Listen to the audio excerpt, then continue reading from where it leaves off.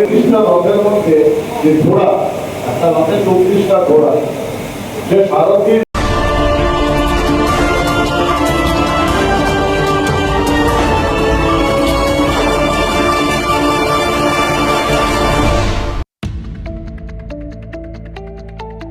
শ্রীরামপুর বিধানসভা কেন্দ্রে অনুষ্ঠিত হল প্রাকৃতিক কৃষি বিষয়ক এক বিশেষ কর্মশালা।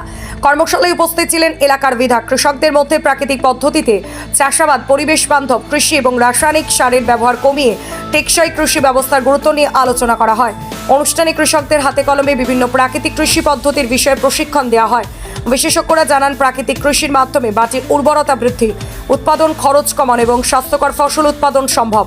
বিধায়ক বলেন, কৃষকদের উন্নয়ন ও আধুনিক কৃষি ব্যবস্থার সঙ্গে তাদের যুক্ত করায় এই ধরনের কর্মশালার মূল উদ্দেশ্য।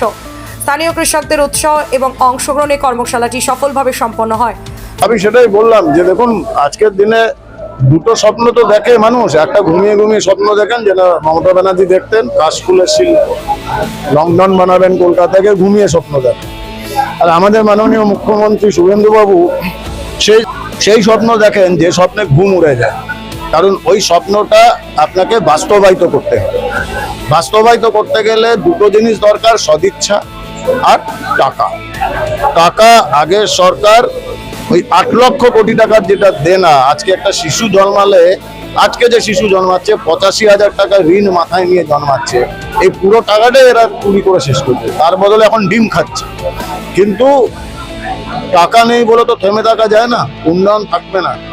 আর যেটা বারবার উনিও বললেন, sustainable development, that is most important. Development নয়, যেটা মানুষের কাজে আসবে, পৃথিবীর কাজে আসবে, সেটা সাস্টেনেবল ডেভেলপমেন্ট। এটা চলবে, চিরস্থায়ী। আমরা কাজ করছি। এখন আর্থিক সীমাবদ্ধতা আছে, কেন্দ্রীয় সরকার সাহায্য করছে, কারণ ডাবল ইঞ্জিন সরকার। মোদিজি অল আউট যাচ্ছেন, আমাদের মাননীয় মুখ্যমন্ত্রী অল আউট যাচ্ছেন, ওনারাও যাবেন। কৃষিজীবীরা যারা কাজ করছেন, আমরা বিধায়করা রয়েছি যাতে ওনাদের কোনো সমস্যা না হয় সেটা দেখার জন্য। চলো ক্লিয়ার, দুর্নীতির বিরুদ্ধে জিরো টলারেন্স। আপনি শুনলে অবাক হয়ে যাবেন। আমি জানি না এখানে কেউ বিশ্বাস করবেন, কেউ জানেন কিনা, 10ই মে থেকে 10ই জুন শুধু উত্তরপাড়া পুলিশ স্টেশনে 228 জনকে গ্রেফতার করে জেলে ঢোকানো হয়েছে। এটা আপনারা জানেন না। কোর্টে যাক, চোর যদি বলে আমি একদম সাধারণ মানুষ, আমার পকেট থেকে পিক পকেট মার, আমি পকেট ছাড়া প্যান্ট করলাম বা পকেট গুলোকে সেলাই করে দিলাম, তখন কি পকেট মার বলবে যে আমার রুজি রুটিতে হাত করছে, পকেট নেই, আমি পকেট মারবো কি করে? তো বিরোধীরাই বলুন, ওইরকম পকেট মারদের সঙ্গে রাজত্ব করতে আমরা বরদাস্ত করবো না। মানুষ আমাদের ভোটে জিতিয়ে আনিয়েছেন, দুর্নীতি আমরা সহ্য করবো না। কাউন্সিলর হোক, চেয়ারম্যান হোক, যেই হোক, প্রাক্তন বিধায়ক হোক, জেলে ঢোকে।